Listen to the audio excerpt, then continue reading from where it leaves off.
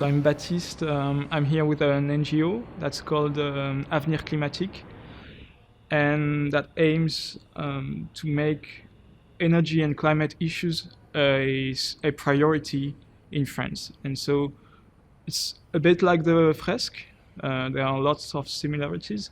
And so we go to universities or globally to anyone and talk about the climate. And so this is the NGO I'm in, and personally I'm a PhD student in a think tank that's called the Shift Project, that aims to decarbonize, to enlighten the debate about the decarbonization of Europe. And I work in a laboratory that's called Institut des Sciences de la Terre at Grenoble.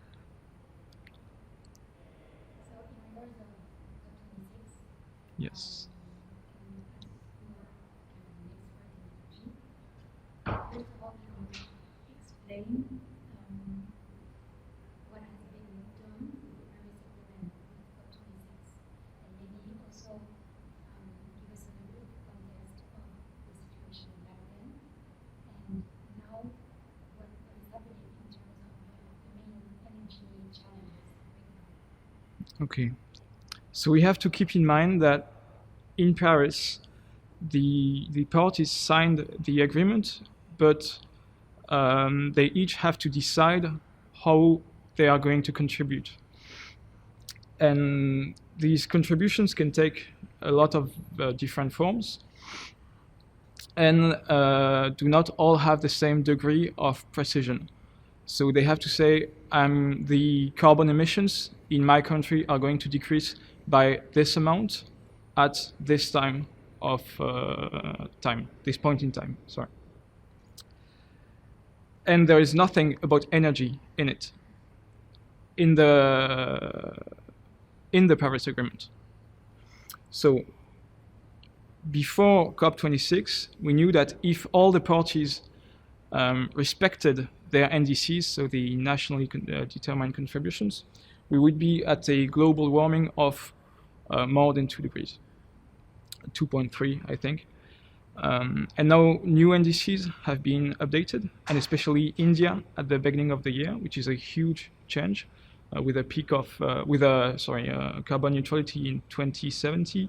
And they said they would implement 500 gigawatts of renewables by 2030.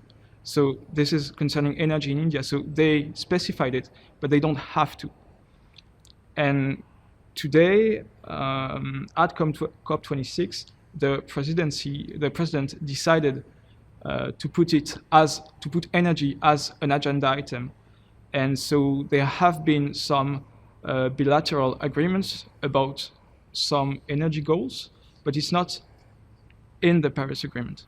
And so what was discussed today was especially how do we phase out of coal. And a lot of countries agreed to stop financing coal projects abroad. And some other countries accepted to stop, to phase out of coal in their own countries.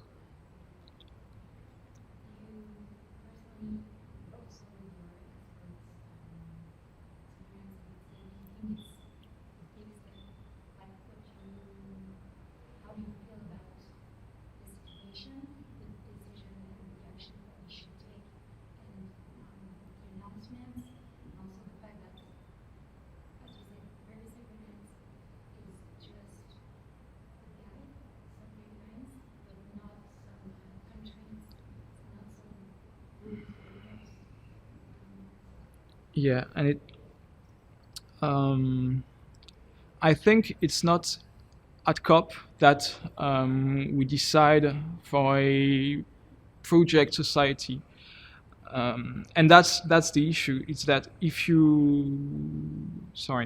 really business as usual concerning energy, and this is because all of it is in the global framework of growth and perpetual growth. And to understand this, we can look at the texts. In the Paris Agreement, growth is not stated except in Article 11 in a really weird sentence. But if we go back to the United Framework Convention on Climate Change, so the text that was adopted, growth is stated 3 times, so at the introduction and then in Articles 3 and 4. And what is said is that all actions concerning all climate actions must be taken in a global framework that enhances growth and that allows sustainable growth. And when we look at the energy scenarios that we see now, it's in this framework of growth. To understand this, we can look at the example of India. So India said that they would engage in basically 50% of renewables by 2030, and that would be 500 gigawatts. And there is an Indian think tank that published, I don't know if it's today or yesterday, the necessary renewable power in 2070, and that would be 5,000 gigawatts. And it's just an incredible amount of infrastructure, and we can have a look at the raw materials that are necessary to produce this new infrastructure, and which is, of course, we never talk about this at COP. So if we take, for example, copper, which is going to be a critical raw material because we need it in lots of different technologies, and it is not substitutable. We need 5 tons of copper per megawatt of wind turbine, for example. So this means that by 2070, in the whole Indian infrastructure of renewables, there would be 25 million tons of copper. And to give us an idea of what this means, today the global production of copper is 20 million tons. And we see that resource extraction is already a problem today, and now we are in scenarios with a crazy expansion of the energy needs, and this amount is just for the renewables in India. And there will also be electric cars, all sorts of new technologies, and in all the parts of the world. And this is a crazy amount. And just one last thing concerning this Indian renewables. If we once again take this 5,000 gigawatts, we know that it's about 250 tons of steel per megawatt. So this means that in the whole infrastructure, the steel that would be needed, if we cover France with this Indian steel, it would be a layer of 1 meter. It's over 1 billion tons of steel. So you imagine France with a 1 meter layer of steel, and this is the amount of raw material in the infrastructure in India, in the renewable infrastructure. And this infrastructure needs to be changed every basically 20 years. So it is possible that until in the next 50 years, there will be a lot of technological improvement and that we will need less raw materials, but it gives us an idea of these crazy amounts of raw materials needed. And of course, we need a lot of energy to transform these materials. Actually, one of the main stakes in the future about energy will also be, will not also be about CO2 emissions or greenhouse gas emissions, but also about the resources, the materials and resources. Exactly, and about the social and ecological impacts of extracting these resources. So the ecological impacts, of course, we have all in mind the mines of rare earth in China, and with terrible health impacts. But it's also about social acceptation. The richer a country is, the less likely it is to accept mining underground. For example, in France, we almost have no mining anymore. And so it's kind of a paradox, because the scenarios bet on a development of the whole world that would be similar to the development basically OECD countries have had in the past. But then nobody would want this amount of mining. And especially as time goes, the resources lose in quality. And so the more the time goes on, the more resource you have to extract to get the same amount of metal at the end. And so that is going to be a real issue in the next decades, but it already is one today. So, at the moment, right now, what would be the main problem about energy in regards of climate change, and how do we address it? Do you think we address it now in the right way? What would be not the recommendations, but yeah, I would say the best practice to try to be the most efficient possible in order to address those? I think what we have to understand is that energy is the sanguine system of our society, and that we cannot do anything without energy. And there is no such thing as decoupling. We hear a lot about it, and perhaps in some cases we can see a decoupling between GDP and energy use. But this could be due to a change in GDP composition, and sometimes does not even take into account the imports. But then when you think about what GDP is and what energy is, I am convinced it's almost the same, because every time you transform an object, you add embodied energy to it, and you also add value. And then across the value chain, as you go, well, there's always more and more embodied energy, and the object you produce gets more value. And we can see this by using databases that allow to calculate the carbon footprint of final consumption. And what we see is that in most goods, the amount of energy needed per euro is about 5 megajoule per euro. And this, when you use purchasing power parity, it's almost the same everywhere. And then it's not the same for services. Services is about 2.5 megajoule per euro. But it's still a lot of energy. And even if you go into a service society, well, you still need energy to build the systems, to build the computers, to build everything. And so it is just crazy to think that so many people today still do not understand what energy is, and think that we can just decouple GDP from energy and keep growing. So I think, to come back to the question, we have to understand that if we want to use less energy, we'll have to do less things. And it's not, it can be a better life. It's not bad to do less things. I had another thing I wanted to say about it. Yes, the other thing is that today we hear a lot about energy at COP, but it's also because the technologies have improved really fast, which is good news. Because now we can think that it is possible to decarbonize energy. However, it is only CO2, and there are all the other impacts that come with the society we live in. And so even if we manage to have zero carbon, well, it's never zero carbon, but low carbon technologies, the other problems will still be here.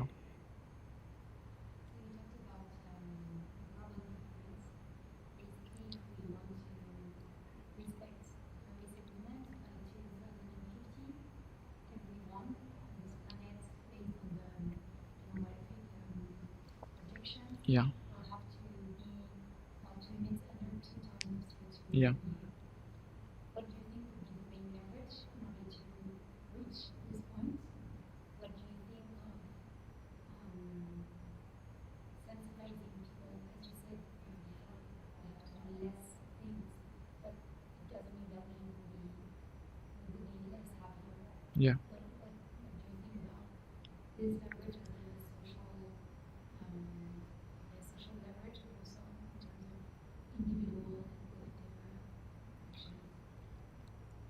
I'll just bring a little precision about these leverages that should not be the same in different countries, of course. And so we can come back to these carbon footprints. If we take the carbon footprint of an American today, it's over 20 tons of equivalent CO2. A French or a Chinese is 8 tons. An Indian, it's 2 tons. And the poorest countries in the world, it's about 200 kilograms. This means that the average Indian emits 10 times more than the average poorest person on Earth, and the American emits 10 times more than the Indian. So there is a factor like 100 between the American and the poorest, and then there are also differences in a region. For example, in Europe, the 10% richer have a carbon footprint of about 40 tons, whereas the 50%, not the 1%, the 50% poorest in Europe have a carbon footprint of 4. So this means that for basically half of Europe, they can actually have a better standard living after decarbonization, because these 4 tons, most of them is not due to their personal consumption. It's, for example, social services or just heating or using oil to go to work. It's not their leverages. And so there are a lot of structural things to carry out before asking some individuals to change. But then, of course, as individuals, and especially those that have purchasing power, there are a lot of things we can do. For example, not taking the plane anymore, except if we really, really, really have to. Well, taking less the car, biking everywhere it's possible, eating less meat, isolating our households, heating less our households, and then just consuming less of all the useless stuff we buy, like not changing clothes every 2 months, not changing phone every 6 months, and these are all the personal leverages. And of course, talk about it around us, because most people still have not in mind the different orders of magnitude. For example, between taking a plane somewhere and taking the car and taking the bike and eating meat and not eating meat, and what we have to reach, and why climate change is terrible, basically. So I think once everybody understands, things are much easier.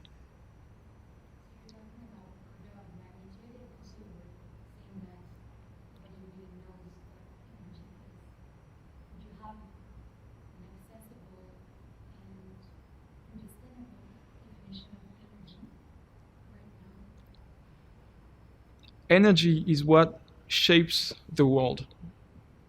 So the more energy we use, the faster we modify the world. For example, energy is used when you need to heat something, when you need to move something, when you need to bend something. And basically anything we think of needs energy. And then it makes me think of the amount of energy we use today for our common lives. If you take the amount of oil we use every day,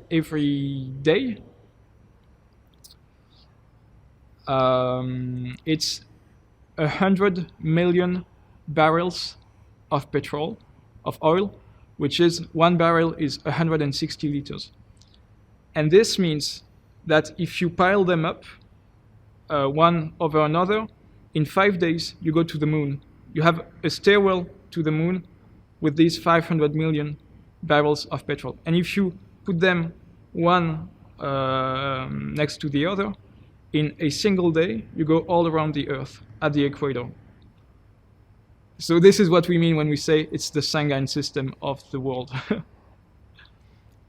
And the renewable we talk so much about today, like if we take solar and photovoltaic, it's about 2 to 3% of this energy. So today, the energy is oil, coal, and gas, and some renewables. So this shows how big the change needs to be, and that, of course, we have to consume less energy.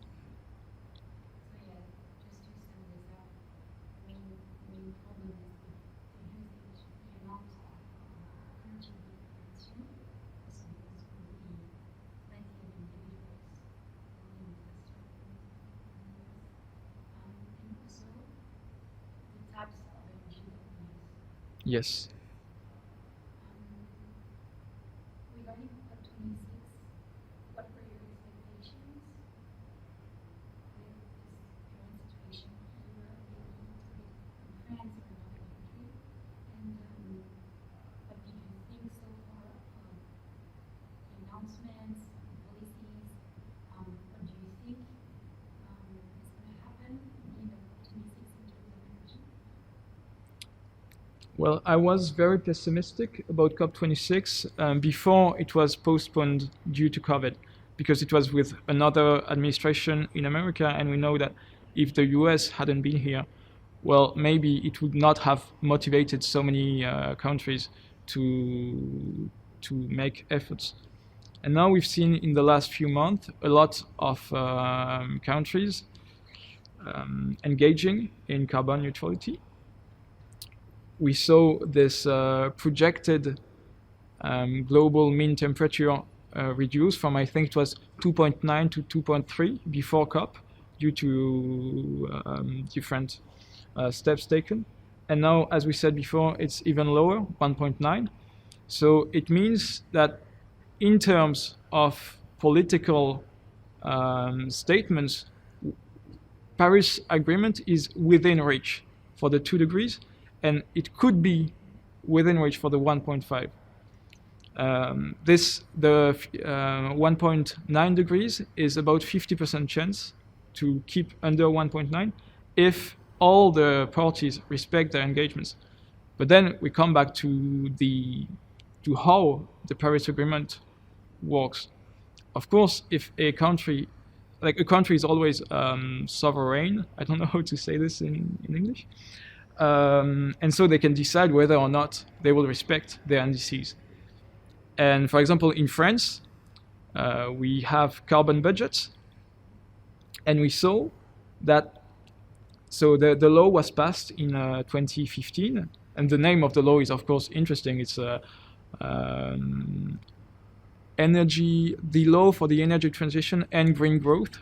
So we have both of them in the same sentence, and they didn't wonder whether or not the two words were compatible. So this is in the French law, and we have carbon budgets every 5 years, and the first law didn't mention carbon neutrality. And a few years later, I think it's in 2019, the law changed to talk about carbon neutrality. So we can say, okay, well, this is great news. But at the same time, they put the first carbon budget at a higher level because they knew we wouldn't respect it.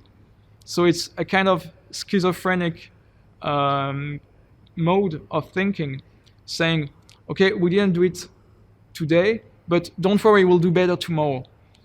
And this is also because of the mindset of the people who decide where we're going. They have faith in progress, which is incredible. They really think that we will solve every problem on Earth with growth and progress. And so if something doesn't happen today, well, don't worry, it will happen tomorrow with nuclear, with hydrogen, with everything. And what we like to say in the different NGOs I'm in is that we shouldn't look at the 2050 target, not even the 2030 target, but we should look at the 2021, 2022, and see whether or not we are on the right slope. And this would be in terms of carbon footprint. If we want to reach the amount that is stated in the new French law, which is 80 million tons.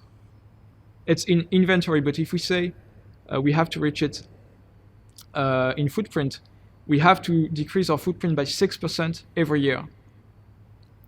And we started decreasing it, but at a rate of 1.5%. So we are going 4 times slower. And this is what we should be looking at. Especially because the first percents are really easy to get. For example, if it's about heating your house, you just have to close the windows and then turning a little the level down. But then as you go, and to get even more percent, it's always harder. And so to think that with the climate, with the actual framework, we'll be able to decrease by 6% is, well, for now, it's not the policy we are following. So we were talking about carbon neutrality. Everyone, all the parties, and basically everyone, companies, brands, policymakers, everyone is talking about neutrality as maybe made measurements or the main goal in 20, 70 years. There was also a journalist, at least someone who said that carbon neutrality was just something that wasn't real, something that didn't exist, and something that actually was just made up word to hide this concept because it was nothing very effective. Where would you? Okay, so I haven't read this article of Bonpot, so I don't know exactly what he means by this. And I think it depends what we are looking at. At the scale of the planet, it has a meaning because it's the equilibrium between what Earth can absorb and what we emit. And then at different other scales, it doesn't have a meaning. For example, some countries may have a lot of carbon sinks, and they just got lucky because they have a huge forest, and others have nothing. But there's no reason that one of the two countries should emit more because they have more sinks, except if they if they develop new sinks. But that's another story. So at the country level, we should look at the global objective. And then where it doesn't have any meaning is at the scale of an institution, at a scale of a company. For example, a lot of companies now say that they are going to get carbon neutral. And by this, they just mean that they are going to buy carbon negative emissions by financing, for example, reforestation somewhere. However, we know that the amount of negative emissions we can have on Earth is limited because it's mostly by planting new forests. But we know that on the amount of land we have, well, a lot is used for agriculture, most of it.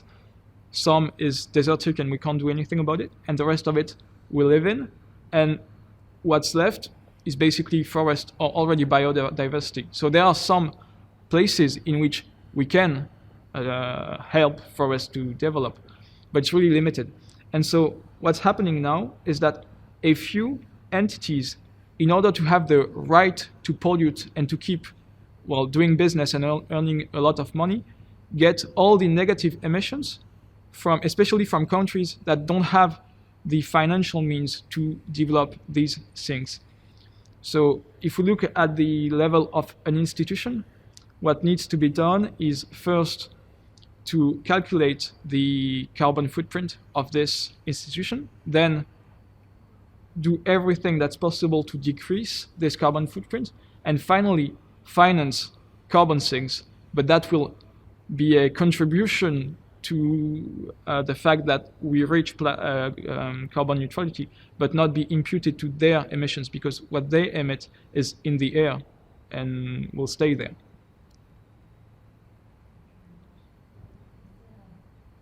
Three questions. So basically what you just said was about compensation. So which means that global compensation is more kind of like greenwashing word rather than a real concept or mechanism that really works. Well, I think it is real, because if you plant more trees, there is well, carbon that's absorbed. But when it's used by companies in order to pollute more, yes, it is greenwashing.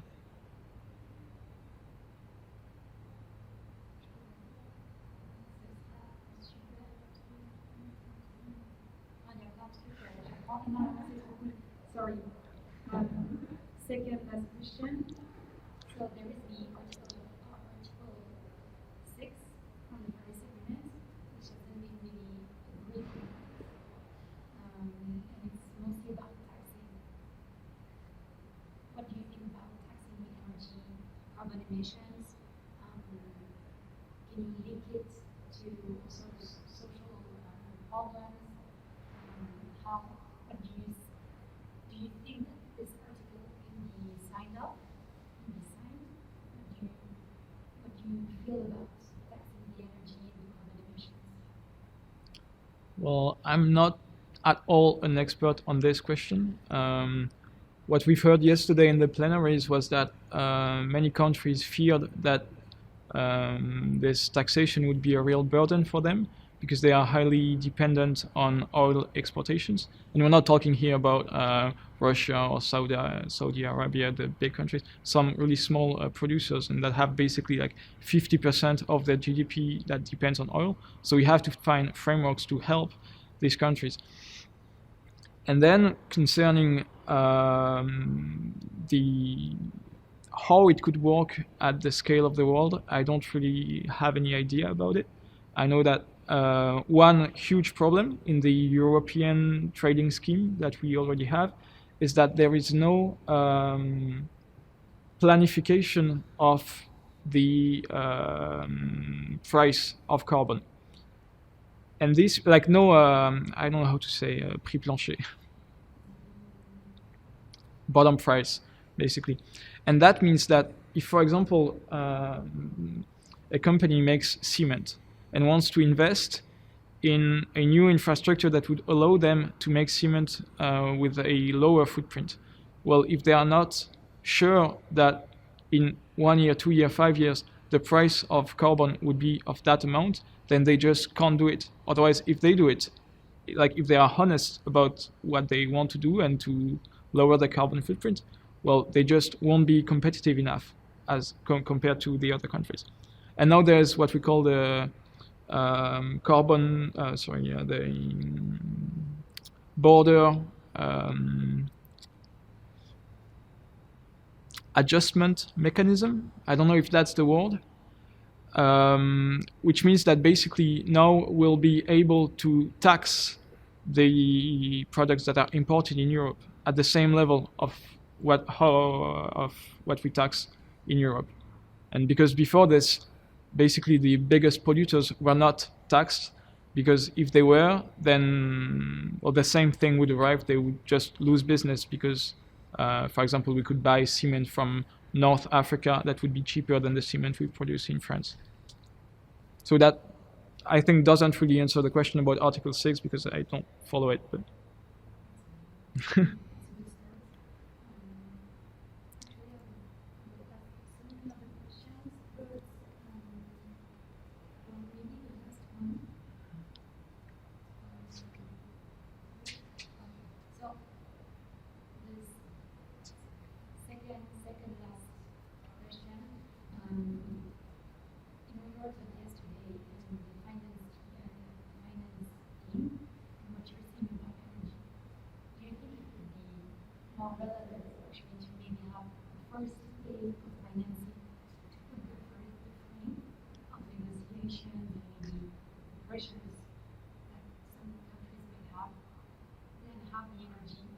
then have another final way, not the financial incentive or financial frames that will be put into place to address all the other challenges and big topics that would have been discussed.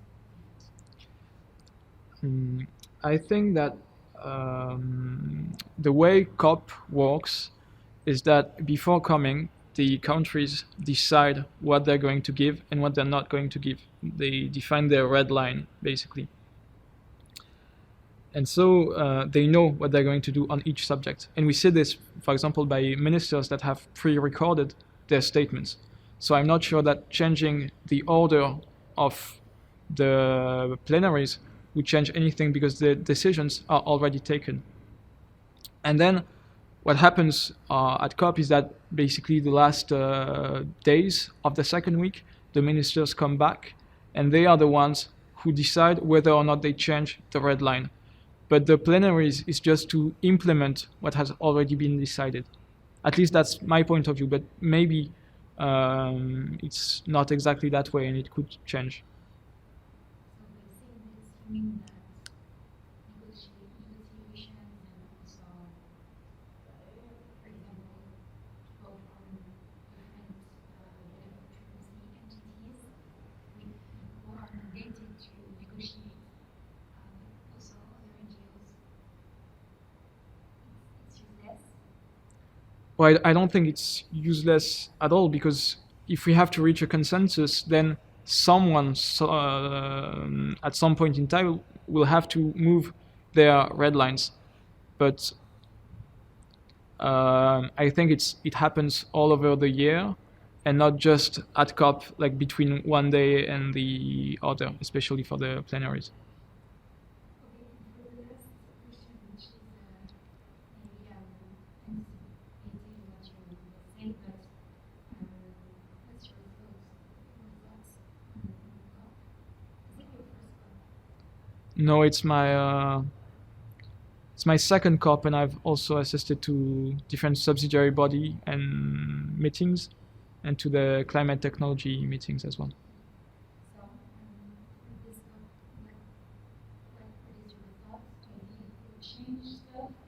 Do you think main challenges will be addressed and also be taken care of? And what are your hopes for the future? If you had maybe one measure or one point to focus on, what would it be? My thoughts about COP in general is that it's necessary, but not sufficient, of course, because there are a lot of different things that need to happen. It's also great for civil society to meet, and that's, if you look at the last 20 years, a lot of the climate action and climate network has been built because of COP. So that's really something important. And it will also answer the second to last question, which I didn't answer well, I think, concerning what happens at COP.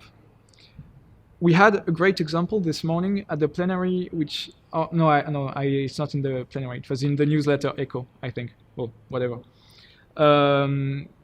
Basically, if so many countries took the decision to phase out of coal, it's because they have the hope that renewables will be cheap enough.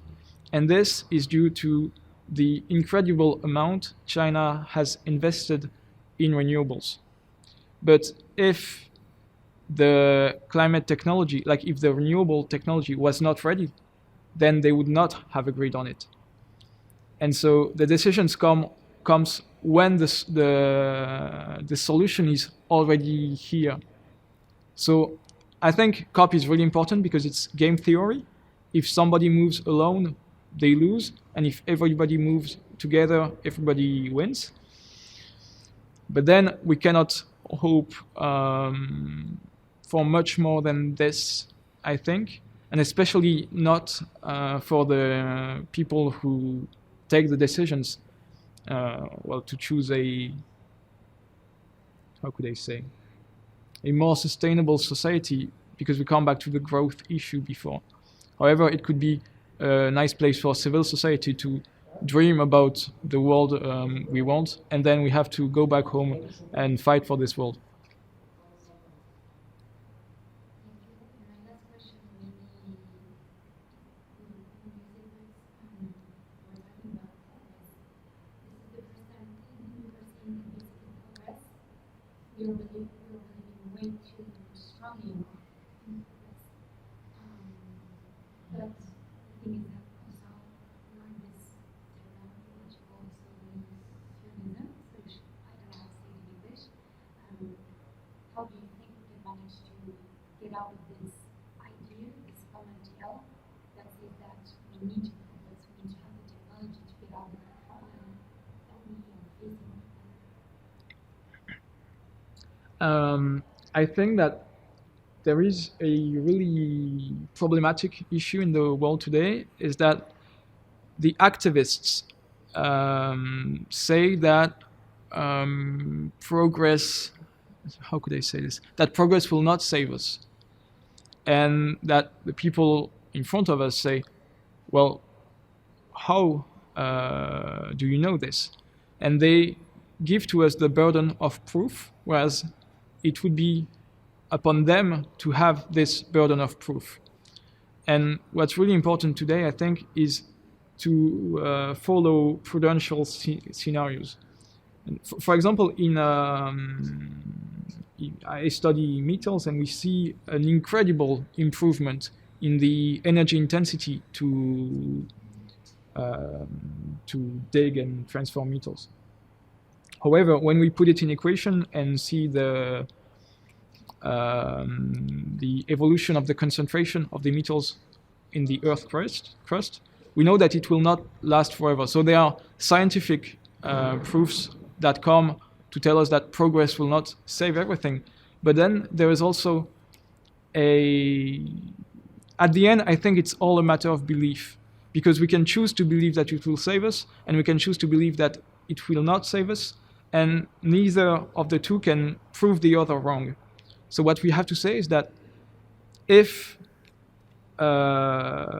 that today the best thing to do is to act as if progress will not save us, because that way we still have an Earth in which we can live. And if progress is incredible in the future, as so many people say, well, that's good news. Whereas if we keep believing in progress and not following our carbon budgets, then if progress does not come, we won't be able to live on Earth anymore. So. My very last question, don't you think it's more about the word in we were talking about beliefs and everything? So maybe if we define the word progress and say that, for instance, as you said at the very beginning, that progress, I know that we may live happier with less consuming and everything. Don't you think we should maybe brand progress such as this new maybe low-tech behaviors? Yes, I think we have to show that. I mean, you can ask all of the people here, all the civil society. I guess most of us are really happy. Some people, of course, live terrible stuff, but if you bike every day, if you eat food that you like, that is good for your health, if you see your friends, if you have access to culture, then, I mean, you live a great life, and which is better than a lot of people that don't have this chance in society. Whereas if you change your smartphone every year, that doesn't make you happy. I don't have a smartphone since 3 days ago, and it just died, and I've had it for 2 months, and just it doesn't turn on anymore. And so buying a new one will create GDP, and so Mr. Macron will be happy about it. But I'm not really happy about having to buy a new phone. So we just have to think about what growth and progress is and what actually makes us happy.